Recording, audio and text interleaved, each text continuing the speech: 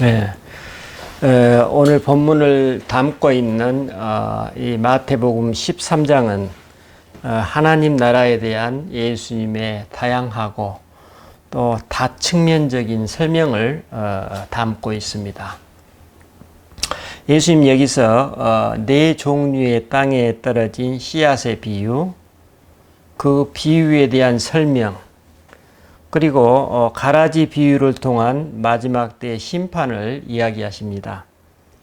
그리고 이어서 겨자씨와 누룩의 비유를 통해서 하나님 나라가 이 세상에 스며드는 방식을 설명하십니다.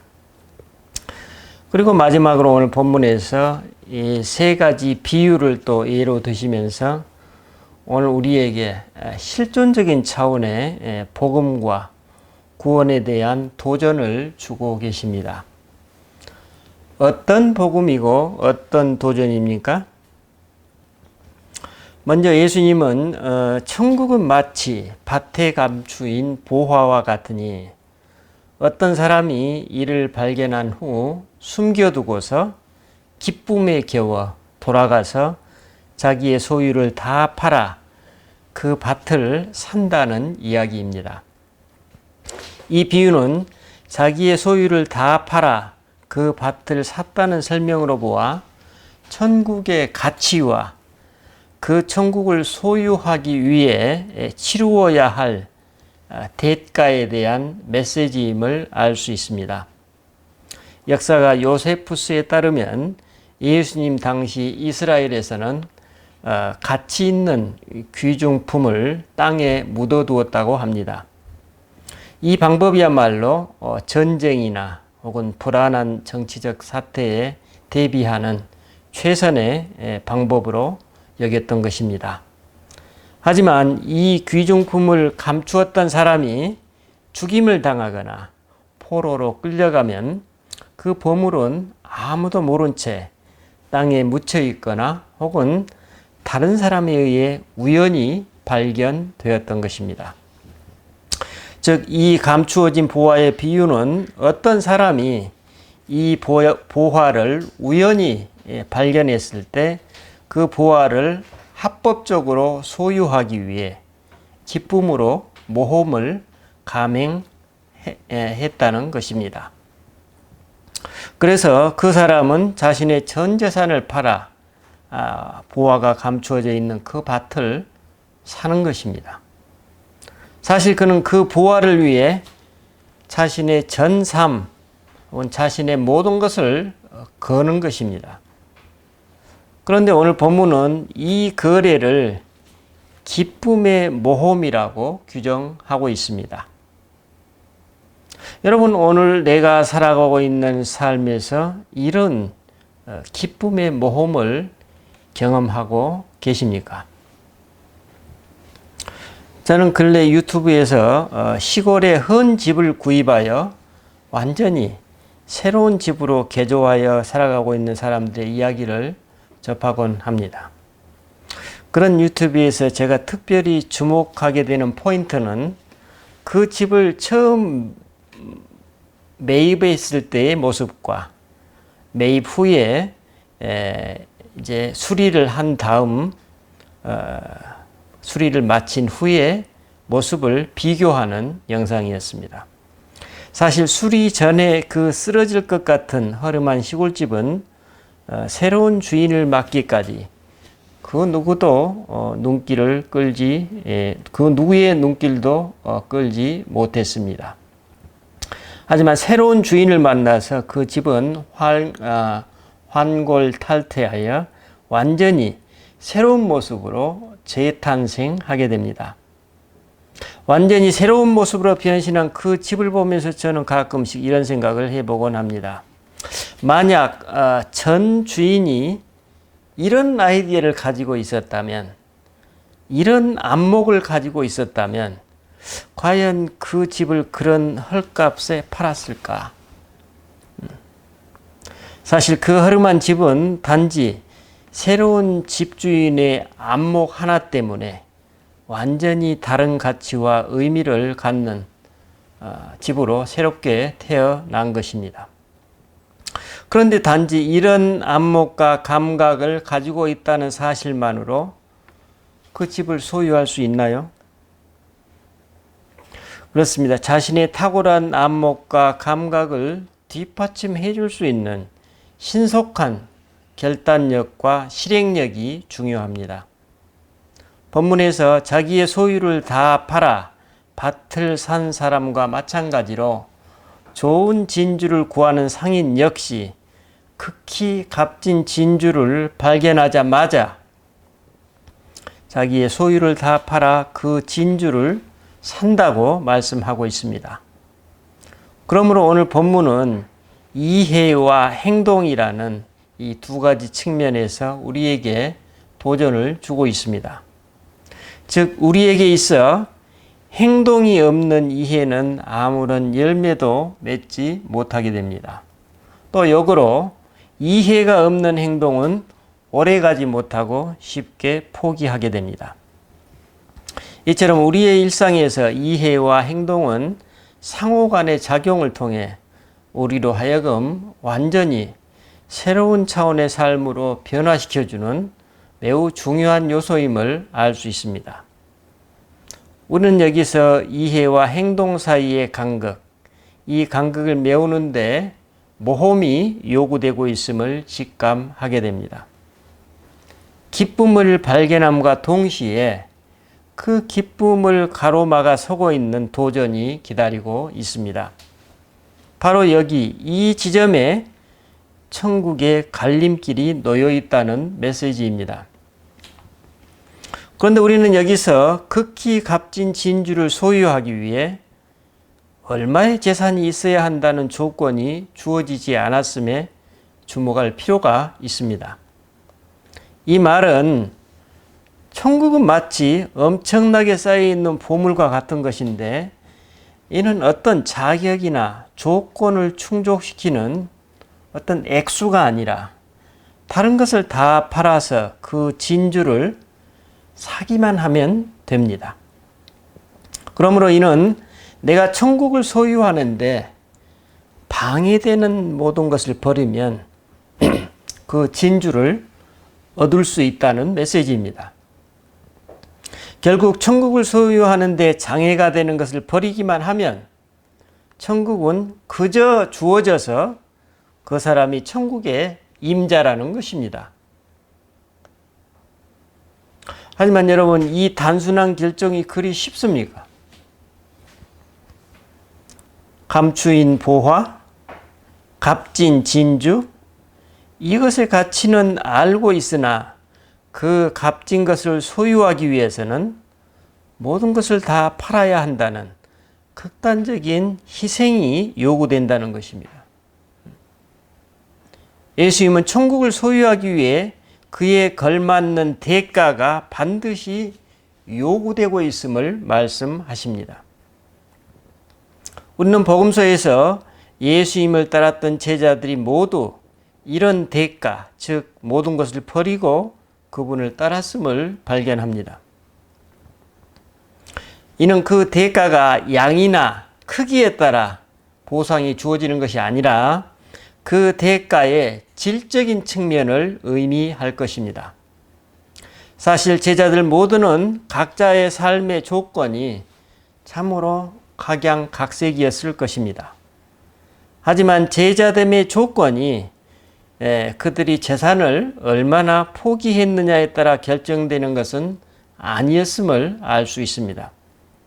아마도 그것은 보화나 진주의 가치가 그것의 크기나 모양이 아니라 그 순도가 결정적인 평가 요소임을 알 수 있는 것과 같은 이치일 것입니다.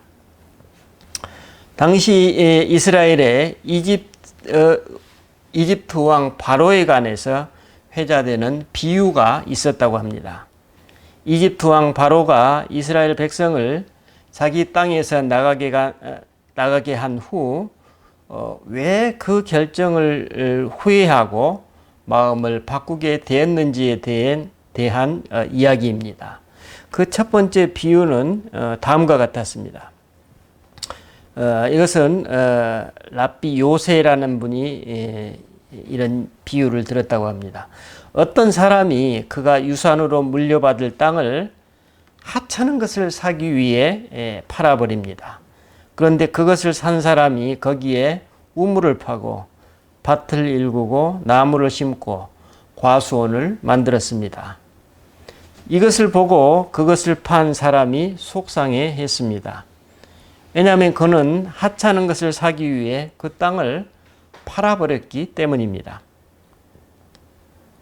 또 다른 비유는 랍비 시므온이라는 사람이 이야기한 것은 다음과 같습니다. 한 사람이 유산으로 한적한 시골에 있는 집을 이어받았습니다. 그는 하찮은 것을 구입하기 위해 그 땅을 팔았습니다. 하지만 그 집을 산 사람은 그 집에 숨겨져 있는 금이며 은이며 온갖 보화를 발견했습니다. 이것을 보고 그 집을 판 사람이 후회했다는 비유였습니다.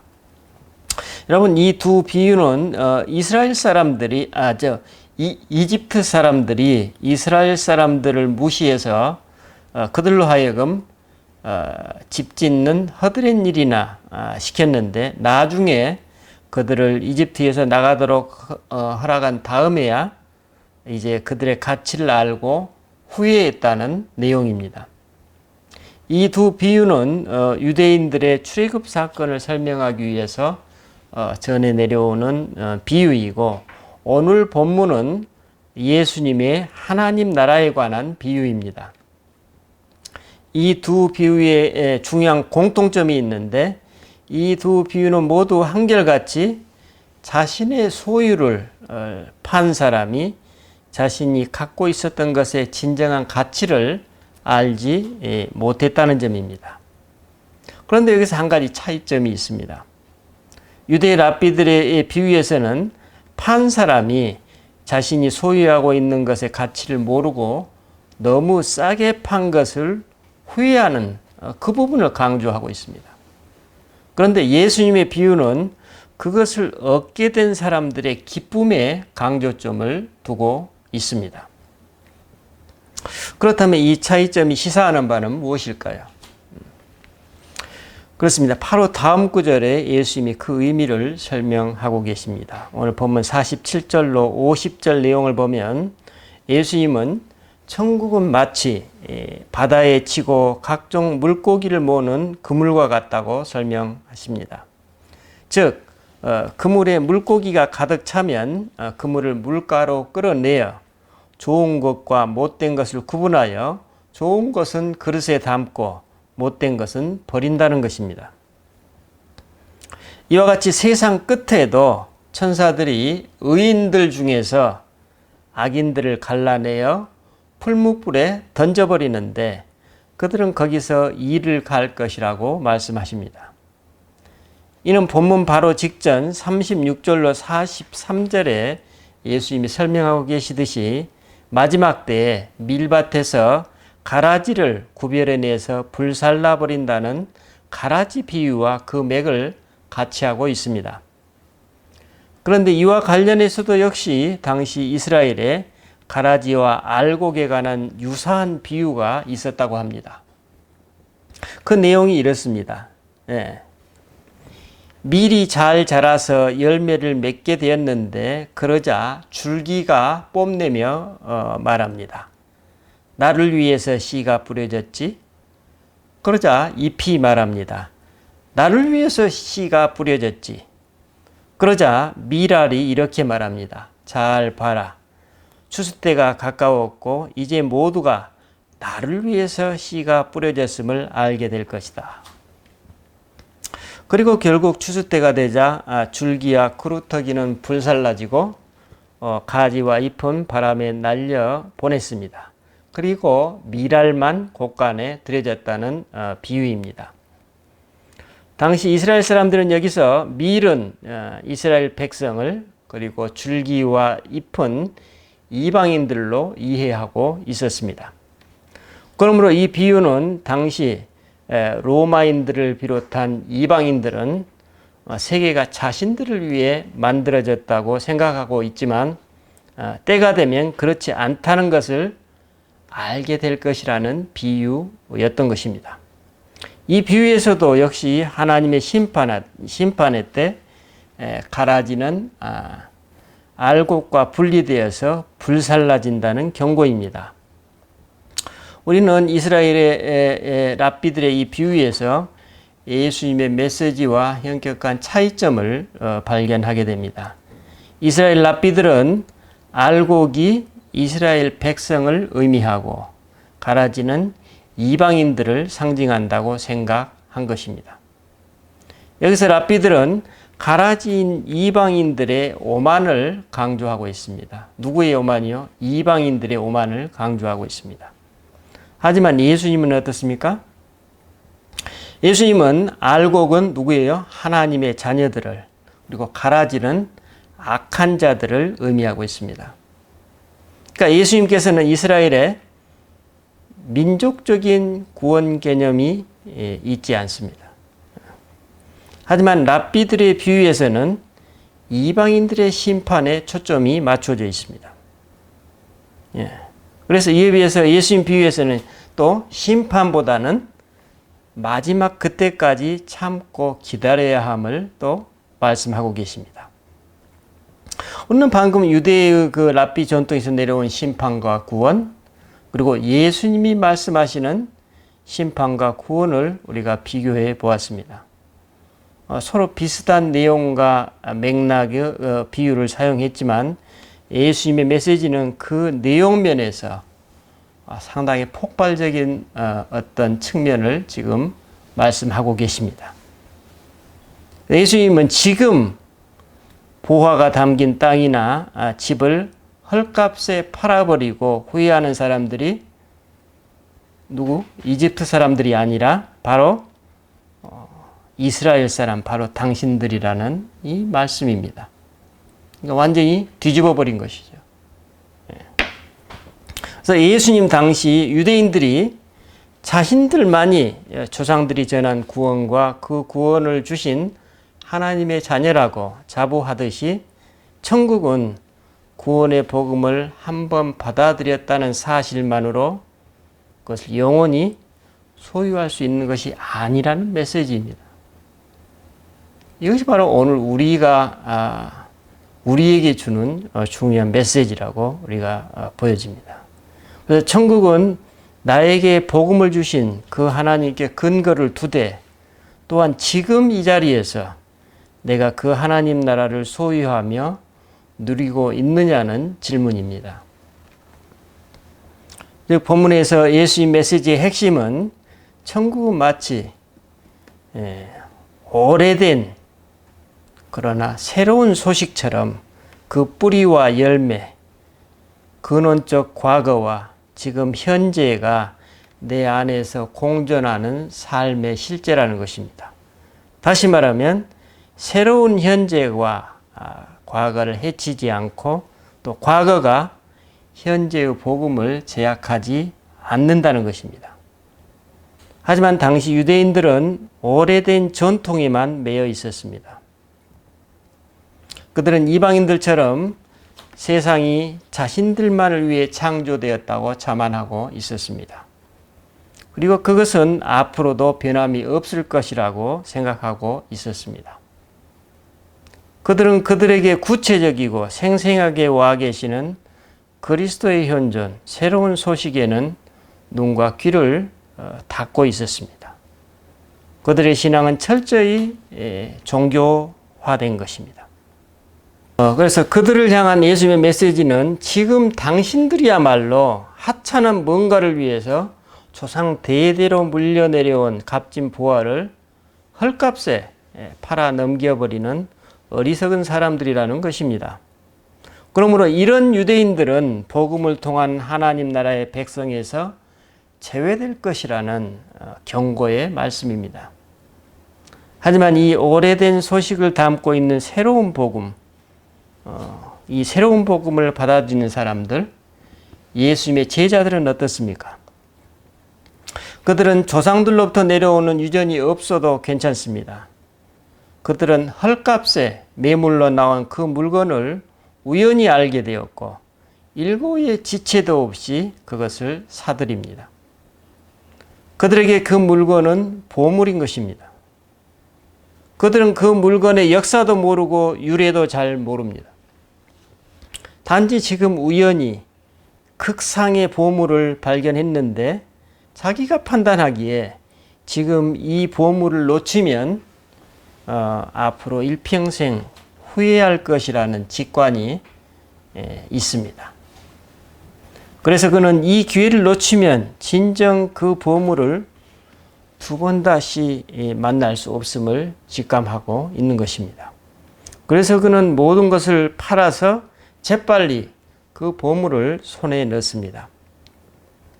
이해와 행동의 간극이 그들의 깊은 모험심으로 메워지면서 그는 가장 귀한 보물을 소유하고 누리는 새로운 차원의 삶을 누리게 됩니다. 그리고 나중에 그는 그 보물의 유래와 가치를 새롭게 가슴에 담을 것입니다. 그래서 예수님은 이 모든 말씀을 하신 다음에 오늘 본문 52절에서 다음과 같이 말씀하십니다. 그러므로 천국의 제자된 서기관마다 마치 새 것과 옛 것을 그 곳간에서 내오는 집주인과 같으리라. 여러분, 우리는 신앙인으로서 예수 그리스도를 나의 구세주로 고백하면서 소위 의롭다함을 얻었습니다. 하지만 하나님 자녀로서의 이 의롭다함을 우리가 어떻게 얻었습니까? 우리의 모든 소유를 다 팔아 처분해야 하는 위험을 떠안고 그 감추어진 진주를 샀습니다. 우리 모두는 이처럼 기쁨의 모험을 한 것입니다. 질적인 의미에서의 믿음을 실천한 것입니다. 오늘 말씀처럼 그야말로 우연히 우리가 인생길을 가다가 복음을 발견하여 횡재를 한 것입니다. 그리고 우리는 우연히 횡재한 이 보물이 너무나 소중하기에 그 우연을 허락하신 그리스도와 그분의 가르침을 늘 가슴에 품고 살아갑니다. 우리 존재와 삶의 뿌리 되신 그리스도와 지금 나의 삶에서 계속 새로운 복음을 주고 계시는 그리스도가 내 안에서 함께 공존하시는 것입니다. 우리 안에서 옛 것과 새 것이 함께하면서 오래된 새로운 소식이 내 존재와 삶을 늘 갱신하도록 만들어줍니다. 여러분, 본 마태복음의 성경 기자는 자기 가슴에 자기 동포 유대인들을 가슴에 품고 지금 그들을 향해서 복음을 선포하고 있습니다. 하나님의 백성이라고 자부했던 그들도 역시 이 세상의 끝에 의인의 모임에서 악인을 갈라내듯 그 심판에서 자유로울 수 없다는 이 뜻밖의 소식은 그야말로 천지가 개벽하는 충격이었음을 알 수 있습니다. 그러므로 오늘 본문이 우리에게 주고 있는 메시지는 우리가 만약 이런 상시적인 갱신을 게을리하거나 실패한다면 그 모습이 예수님 당시 유대인들과 다를 바가 없다는 의미입니다. 그들은 옛것에만 머무른 나머지 지금 새롭게 하나님 나라를 가져오신 그리스도를 거부한 것입니다. 여러분, 오늘 나의 삶은 어떻습니까? 지난주에 저도 기도 모임에서 이 본문을 가지고 제 삶을 돌아보는 기회를 가졌습니다. 하지만 제 마음속에 보화를 숨겨두고 기뻐하는 그 하나님 나라, 그 진주는 거의 느껴지지 않았습니다. 제 주관적인 관점에서 저는 오래전에 보화가 묻힌 밭을 샀음에도 불구하고 지금 그 보화를 누리지 못하고 있었습니다. 왜 그랬을까요? 그건 지금 제 안에서 좋은 물고기와 못된 물고기를 분별하는 삶이 미약했던 것입니다. 매일매일 하나님의 말할 수 없는 사랑과 자비와 그 관대하심을 경험하고 있으면서도 제 무의식은 제 삶을 갉아먹는 부정적인 생각들에서 온전히 벗어나지 못한 것입니다. 일상의 삶에서 많은 부분 감추어진 하나님 나라의 보화를 제가 놓쳐버린 것입니다. 저는 이러한 제 모습을 보면서 아브라함과 사라가 떠올랐습니다. 아브라함이 75세에 모든 것을 팔아 감추어진 보화를 사서 하란 땅을 떠났습니다. 하지만 그는 100세에 이삭을 낳기까지 하나님의 언약을 온전히 신뢰하지 못했고 수도 없이 부정적인 생각에 사로잡히곤 했습니다. 그는 자기 하인을 양자로 삼기도 하고 또 이마저도 여의치 않으니까 사라의 여종을 이용하기도 했습니다. 아브라함은 모든 것을 팔아서 보화를 샀지만 그것을 누리지 못하고 온갖 편법적인 삶에 빠져 있었던 것입니다.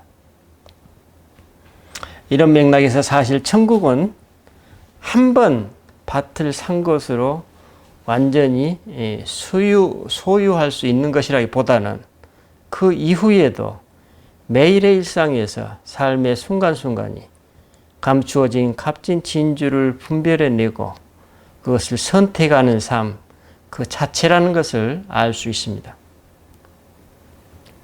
천국의 삶은 실상 매 순간 우리 앞에 다가오는 그 선택의 순간순간마다 기쁨의 모험이 연속되는 과정임을 알 수 있습니다. 여러분, 천국은 이미 우리 삶 속에 사실 깊이 들어와 있습니다.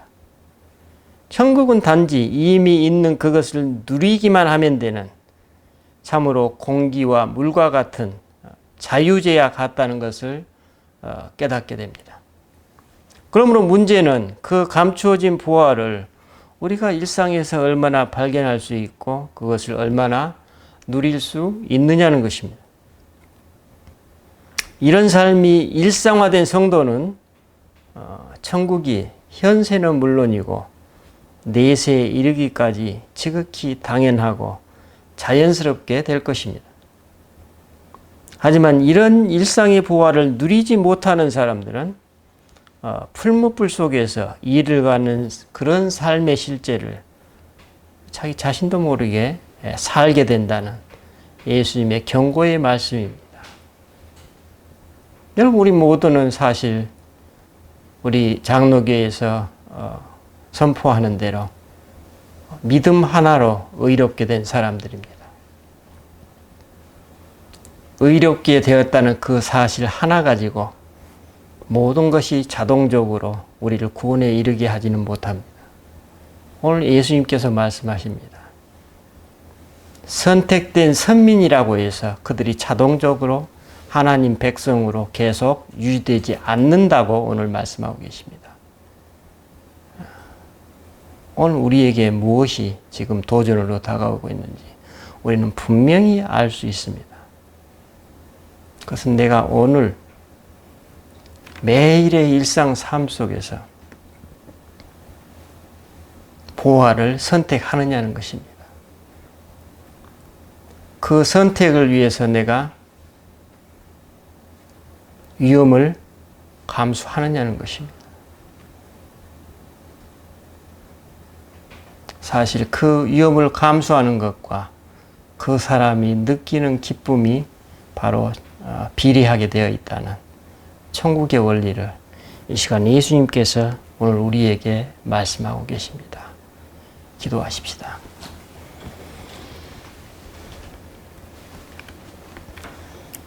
주님, 우리는 정말 우연히 인생길을 살아가면서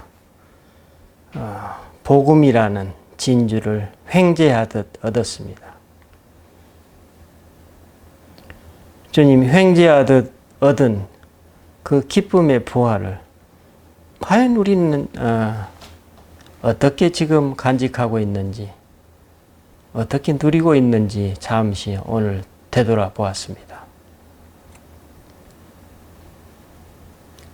주님, 예수님 당시에 그 유대인들처럼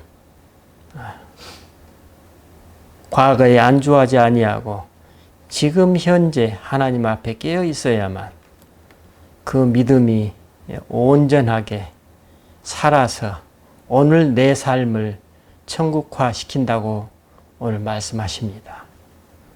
오늘 내가 천국화된 삶을 살지 못한다면 우리는 내세를 기약할 수 없다는 메시지를 오늘 주님 말씀을 통해서 발견합니다. 오늘 일상의 삶 속에서 매일매일 숨어있는 진주를 발견하는 그런 복된 삶을 우리가 선택하고 누리는 그런 하나님의 자녀들로 삼아 주시옵소서. 감사드리고 우리 주 예수 그리스도 이름으로 기도드립니다. 아멘.